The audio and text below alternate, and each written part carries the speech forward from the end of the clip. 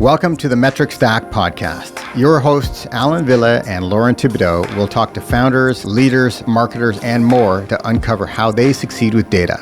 Whether you're struggling with data, reluctant to take the leap, or maybe you're a seasoned expert with years of experience, you'll hear stories from people like you who have used data to grow and scale their business.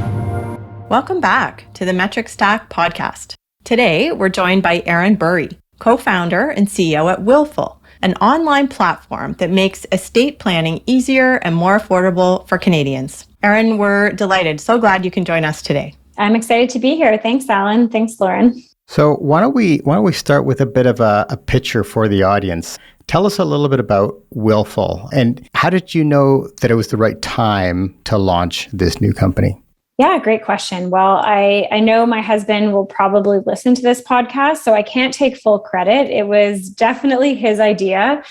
He's one of those entrepreneurial thinkers who has a million business ideas a minute. And it was after his uncle had passed away suddenly. And we really saw, like anybody else out there who has lost a loved one, all of the steps you have to take after someone passes away and how much more difficult that is if you don't have a proper plan in place prior to passing away. And when we looked into solutions that catered to us as early 30s at the time digital natives, we found, the Airbnbs and Ubers and Wealthsimples of the world that were making these processes simpler and more beautiful, but we didn't really see any innovation in the estate planning space. It was very much still the way it had been done, 50, 100 years ago, very paper-based, visiting lawyers and offices. So we just saw an opportunity to kind of modernize that process and bring it online with a beautiful user experience. So why was it the right time? Well, it was kind of the moment that we had a personal experience was the inspiration for it. But I think it was also a time when people were,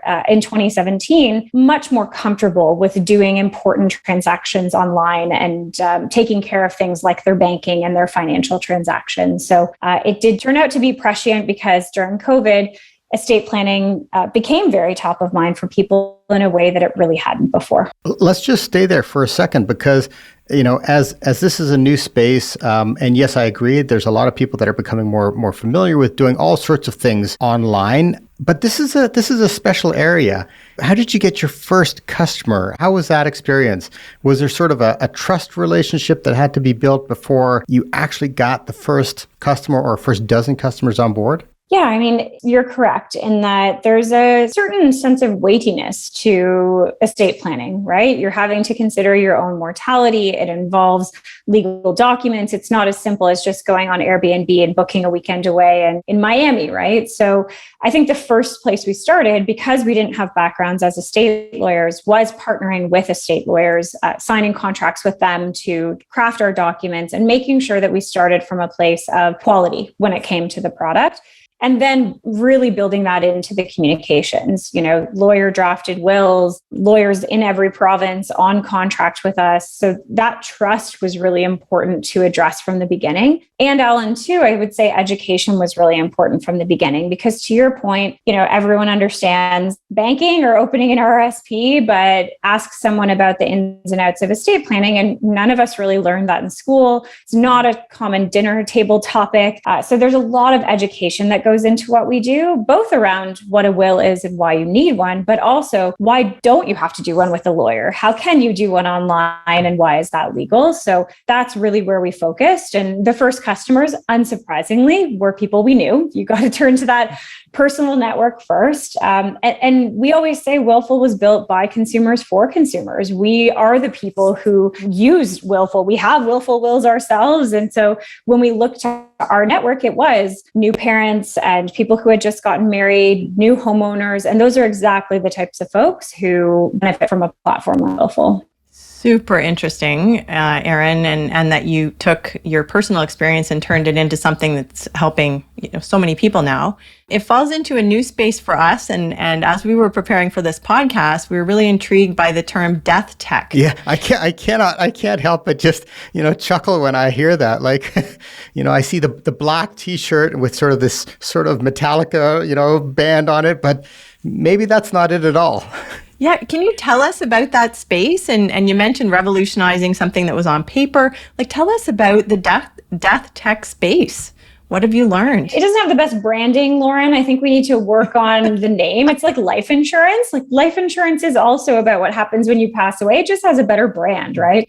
Yeah. But when we started out in the space, we obviously did our research on the market and we looked at what else was out there. And there were companies in the UK and the US who were tackling aspects of the pre-planning and post-death process. So there's so many things that you can tackle along that continuum, from helping people get life insurance to pre-planning a funeral to creating the legal documents like wills and power of attorney documents. Then there's this whole other side of the coin, which is post-death, right? When someone passes away, you're organizing a funeral, you're taking care of the burial, you're settling their estate, applying for probate. So there's so many companies out there that are tackling, simplifying and modernizing elements of that process, from direct-to-consumer cremation platforms that make it more affordable to cremate someone or even a pet. There are companies that are simplifying estate settlement that help guide you through closing up bank accounts and digital accounts for a loved one. And then, of course, there are folks like us who are tackling the legal documents. So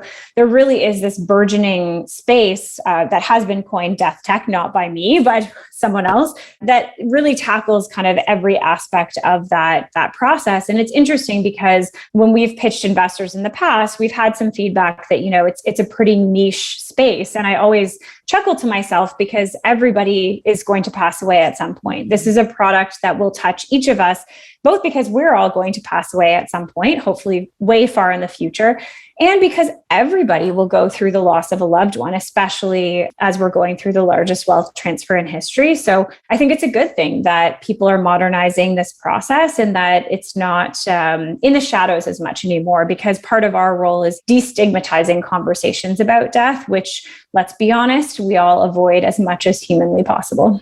So, you put it that way, and maybe none of us should be surprised that this is an industry. I mean, it's been an industry forever and ever and ever. But nowadays, I mean, if anybody wants to do anything, they go online and they type in what they're looking for, and up pops, the available services. So tell me a little bit about, in the early days, if people were doing that, were they finding you? So let's go beyond the friends and family kind of first customers. What was your go-to-market, and how did you then get those first customers? Where did you find them? Our kind of acquisition mix has always been really led by organic search. So we are a process that people turn to Google to start with, because there's not a lot of education around it. You're typically going to Google and typing in, get a will, or, find a lawyer to write a will, online wills. And so we've spent a lot of time since day one investing in building out educational content that can, help to surface and influence our search rankings, but also that's value added to the consumer when they actually arrive on our site. We've also done a lot of work with partners. So from day one, finding complementary or like-minded partners, whether that's Allstate Insurance, who's selling someone home insurance when they get a new home, which is one of the catalysts for getting a will, to partnering with financial planners and advisors, really just building out partnerships with folks who are talking to the audience that we have, which is folks going through major life moments like marriage, divorce, birth of a child, buying a home, etc. And we've also done a lot of PR. So I used to own a PR agency, and it's funny, I know we're talking a lot about data today, and there's a lot of focus with e-commerce or digital companies around, metrics-driven user acquisition, like ad strategies. And we absolutely have a paid acquisition manager who focuses on that and does a great job. But again, our biggest challenge is just getting Canadians to think about having a will or to learn about just the basics. And once they know about it, we become a natural choice. And one key way that we've always done that is PR. Really trying to get into the media, going on breakfast television and talking to a national audience about why this is important. So that was something we focused on in the early days, and that really helped us to get to our first, 1,000 customers. So let me poke you there. How do you know that PR strategy is working? So you've got content generation from an SEO point of view. You've got advertising dollars that you're spending. You've got PR that is landing editorial in various different outlets. How are you measuring those things, or what do you think of when you think of success there? Yeah, I mean, it's funny. People always kind of lump PR in with brand marketing and say that it's really hard to track. And it absolutely can be. It's not as scientific as running a Facebook ad and seeing a set of metrics. But I'm an instructor for Grow Class, and my whole talk track is the fact that PR can be growth. It can be metrics driven. And the types of things that we measure when it comes to PR and media coverage are things like referral traffic directly from links that are embedded in third-party sites. We measure the impact on direct and organic search traffic, especially if it's a TV segment, let's say. Well, there is no referral link out. It's a broadcast segment, but we can see the impact and annotate that in Google Analytics to know, oh yeah, that's the day that we were on breakfast television, and we can see that spike. We measure it through things like domain authority, because when you do have high quality backlinks, you can actually see that domain authority going up as a result of that. And we also ask our customers, which I think is so key, where did you hear about us? And we constantly see amongst those other sources like professional recommendations or referral from friends and family, organic search, PR and media is, I read about you in a news article, tends to be one of our top 5 reasons that someone came across us. I think that's key as well, just to sort of pause on that piece of advice, that low-tech idea of just asking, where did you hear about us? Because multi-channel last touch attribution, nobody has solved that. It is absolutely one of the most difficult things to do. So yeah, let's just ask people. And it's not always scientific, right, Allan? But to your point, I don't think that anyone has perfected mapping to the nth degree exactly how people found us and moved through the funnel across devices and, where to attribute it. But I think a combination of looking at how they came into your website, how they moved through it, and then just asking them, where do you remember hearing about us can be a great place to start. Absolutely. We're not always rational and we don't always remember. So yeah, the more data points you've got, the better, that intelligence is going to be. So as you've gone on to fundraise, you, I assume, have started to track or double down on certain metrics kind of pre and post. Can you tell us a little bit about sort of what you measured, in before, and sort of has anything changed and matured or evolved in some of those performance metrics that you might be measuring today, specifically around growth? Absolutely. I mean, we were, like many startup founders, extremely immature when it came to data and metrics in the early days. Partly because we were just so focused on, getting a product ready and launched and partly because it wasn't our background. As I mentioned, my background is as a tech journalist and I owned a PR agency for 6 years. So brand marketing is really my forte and not data and analytics. So it was really only when we brought in our CTO, Matt, who is very adamant about clean data and analytics and analyzing the funnel, that he really started to wave the flag and champion the importance of this. And honestly, if he hadn't, it would have taken us a lot longer than it has to get to where we are now, which is being a very data-driven company that places a lot of importance on analytics. And, that included things like implementing Amplitude for product analytics and building out an internal growth dashboard, which maybe Klipfolio could help us with, but a growth dashboard that gives us a real-time view of the key metrics in our business. And the types of metrics that we care about from a business perspective are things like our NPS score. We do have to have a product that people love, so NPS is a really valuable metric for us. Our review score on Google or Trustpilot, which speaks to how much people love our product and their likelihood to refer people. And then, the obvious things that investors and businesses care about, like our average order value, our conversion rate, which is obviously really important to how relevant our website content is and how easy it is to move through our product. We're not SaaS, we don't charge recurring revenue. So things like churn are not relevant to us right now, but things like growth month over month and signups are big for us because you can sign up for an account on Willful and maybe finish it and pay for your will at a later date. So those are the types of things that we would be measuring in that kind of ongoing dashboard. And then in Amplitude, we're really looking at the smaller, sections or chunks of that funnel and trying to figure out how could we better empower people with the education and knowledge they need to make it further in the process and ultimately complete their will. Were there some metrics that the investors brought to the table that you guys weren't aware of, that were almost like an eye-opening, a better way to sort of manage and look at your business?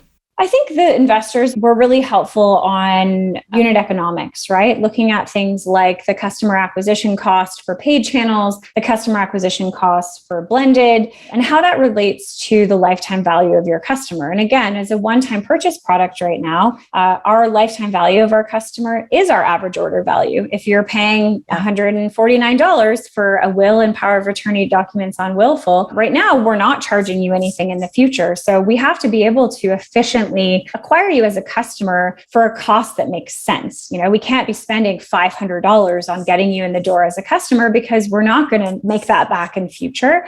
So I think the nature of our business as it stands now really relies on positive unit economics. And that was something that investors really worked with us to make sure was standing out. Yeah, so that's really interesting, right? Because in your business, there's no sort of future or upgrade opportunities. So everything ahead of the sale, you need to really, really work on to make as efficient as possible. So get them in, keep your CAC low, keep the onboarding efficient, hopefully not have any sort of lengthy onboarding discussions, and away you go. For sure. I would say that's the goal today, or that's the picture today. Yep. Our vision, though, has always been to build a suite of digital products that help people with pre-planning or post-death services. So right now we're one-time transactional, but one thing that we've consistently heard from investors is we've got to have that recurring revenue, right? And not that we're implementing that or considering it only because of investor demand. That's not a good reason to build that out. But we also do know that our customers every day are asking for other tools, whether that's the ability to record other information outside their will, the ability to share that with family members and executors, and help with wrapping up someone's estate once they actually do pass away. So it's very much in our future to diversify beyond that one core product. And the metrics we care about will inherently change as we add those things. LTV will become much more important than average order value once we have a bunch of different products, right? So I think, and you probably see this in your work every day, the metrics that matter change over time. They're not always going to be the same 5 numbers. Are there other ways that you can sort of scale the business as well? So instead of, let's say, and I think you're absolutely right. I think there are lots of different services and potentially other one-off services, but maybe it's a subscription as well. Are there other ways that you can see scaling this business and getting you that sort of extra plus down the road? For sure. I mean, one of the ways that we could easily expand would also be geographic expansion. People always ask us about, are you going to go to the US? And the truth is, the US is a much bigger market, but it's also a much more crowded market. We have great partners in the US, like Trust and Will, the Willful equivalent based out of San Diego, and they've done a fantastic job of growing a brand. So we now have to go head to head with them if we launch in the US. So we are constantly evaluating the different levers for growth in the business. And one of those is just widening the pool of customers that could buy the existing product. One of them is expanding the SKUs that we sell so that we can diversify that. One is, product recommendations. So for example, I'm never going to build a direct-to-consumer cremation platform, but my good friends at Arbor Memorial or at Irene Cremations can help our customers achieve that. And we can obviously take a finder's fee on that. So there's so many different ways to get to a similar endpoint, and each of those would include a different set of metrics that we and investors would care about. Yeah, it's interesting when you raise NPS, and what's striking me is the trust. I mean, you mentioned brand, you mentioned it's a taboo topic. As you're letting people in and you're partnering with them, Willful's partnering with them on this really intimate process of someone dying, you're building up a trust that, I use Airbnb, I love it, but it's a different level of trust and intimacy with your platform than others. So that's just striking me that NPS is a really interesting metric and maybe has more power in your world than some of the other companies who are using it. But let me bring that around. You're learning all kinds of fascinating lessons. And as you're going through this process, and as you've said, your metrics will change over time. You also wear many hats and advise other startups. And so what metrics do you find yourself coming back to most when you're advising other startups? Oh, that's a good question. When I work as an advisor with startups, I tend to really focus on the marketing side of it. That's my my background, my expertise, and more importantly, my passion. It's what I get excited about. So I'm constantly looking at the kind of marketing focused metrics. So things like not just customer acquisition cost, but the channel diversification and the metrics associated with each channel. So one trap I think people get into is they rely way too heavily on one source of traffic. For example, Google organic search or Facebook ads traffic. And then all of a sudden, iOS 14 makes it really difficult to advertise on mobile, or Google updates its search algorithms and your SEO ranking, hits the toilet. And all of a sudden, you really don't have a backup plan for how you're going to replace that traffic. So one of the big metrics I focus on, not really a metric, but a set of metrics, is the channel diversification. What is the percentage of your traffic that's coming from each source? And what's the percentage of your conversions or your customers that are coming from each traffic source? Another big one that I focus on when I advise companies is conversion rate and conversion rate by channel. You might be getting so much traffic from a Russian affiliate site and absolutely zero of those people are becoming customers. So your traffic looks great in those monthly investor updates, but realistically, investors don't care if you get 7 million people to your website if no one's actually high intent, right? So I think that's the focus for any startup out there is how do you get high intent people into the top of your funnel? How do you move them through efficiently? So things like channel diversification, conversion rate, and yes, customer acquisition cost by channel, to me, are the best health metrics for that in the long term. That's a really important point. I think a lot of people who talk about metrics completely forget that segmentation is the key to the context, right? So as you said, all this traffic that we're getting, which areas are important, which ones are actually converting, which ones are activating. And I think you really have to, with every single metric, across every single department and aspect of the business, you really need to sort of uncover and say, okay, what is the aggregate not telling me? And if I open up this lid, what can I see is actually truly happening? And then you double down on the areas that are working and simplify your business where you can actually get rid of certain things. I want to bounce off of that and see, is there an example that comes to mind for you of that, Erin, either from Willful or from one of the companies you're advising, where when you segmented a particular data set, something different jumped out than what you were expecting? Absolutely. I mean, so we launched a new kind of B2B stream of our business last year, which was really about forming larger corporate partnerships that could help to unlock their audiences and highlight the importance of a will and drive their customers to complete their will on Willful. So we created a partnership nationally with Allstate Insurance, which was our biggest partnership to date, and launched that in the spring. And we've done a lot of analysis around the folks that are coming in through Allstate, either through their individual agents or through their website, where there's also an offer for Willful, versus some of our other channels like organic search or direct traffic. And we found that people coming in through Allstate were much more likely to convert to becoming customers. And the insight that you take away there is, well, if I'm sitting face to face with or virtually or on the phone with my Allstate agent and I've just bought home insurance and they say, well, hey, did you know that you need to either get or update your will when you acquire a large asset like that? They're already priming the pump. They're doing the education for me, and it's a trusted recommendation from someone that I already work with. So that was just a really good kind of aha moment for us that these types of B2B2C partnerships are not only worth the investment, but they're ultimately better for the consumer too, because it makes them much more likely to get this legal document finished. So that's just one example, but we see that that's really what we're looking for, is which of these channels are, yes, more likely to convert and drive revenue, but more importantly, which ones are actually the people who need wills the most and who are more likely to complete the process. I think that's a great example. And it got me thinking, you said that early in the journey, you guys had sort of an immature approach to data and analytics. You hired your CTO. I think his name was Matt. How has that sort of changed over time? Has the company as a whole now adopted this data culture? And does everybody think this way, or is it still sort of Matt driving most of the initiative there?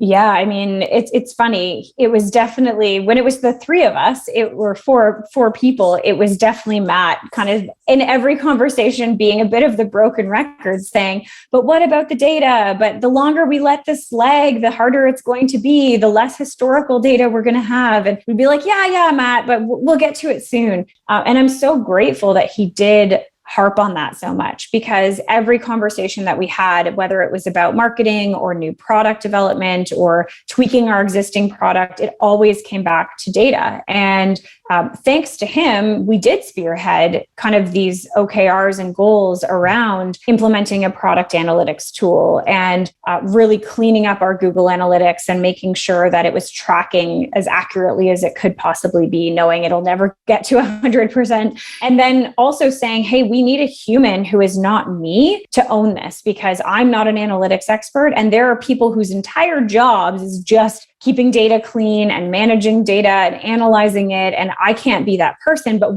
he was a huge advocate for somebody has to be that person. And if it's not a full-time person's job, it has to be a part of someone's job. So as a result of that, we did make data one of the core company goals for multiple quarters in a row, which we never would have without Matt. And we also made it part of someone's job. So we actually just hired our first product manager, which seems like a very late hire for a product manager, but such is startup life. And part of her role is data and analytics. And that was front and center in the job description, in the entire interview and hiring process.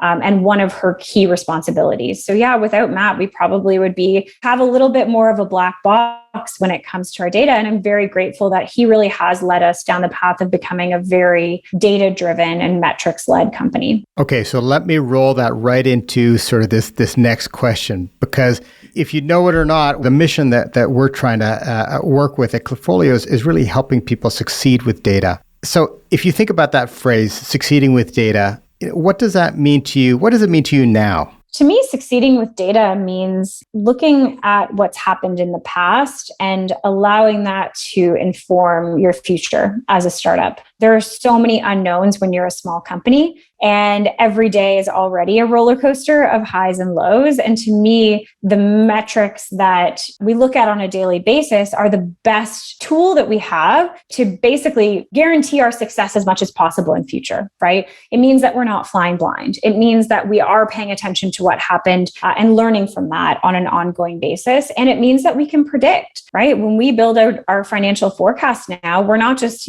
putting a finger to the wind and saying, how much do we think we can make this year? We're looking at the historical data and allowing ourselves to make assumptions based on actual historical data versus just a hope and a prayer. So succeeding with data to me means you either analyze and use data, or you probably will get to a point where you're not running your business very well. Wise words, very wise words. And a great segue into maybe a closing piece of advice that you would leave with founders. What advice do you have to help them succeed with data?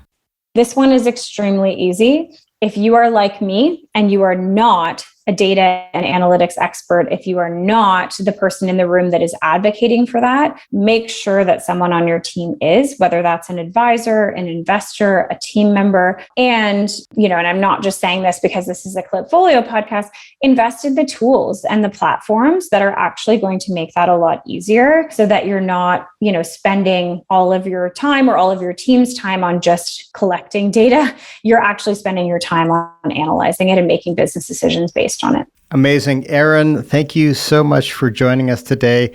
Erin Bury is the co-founder and CEO at Willful.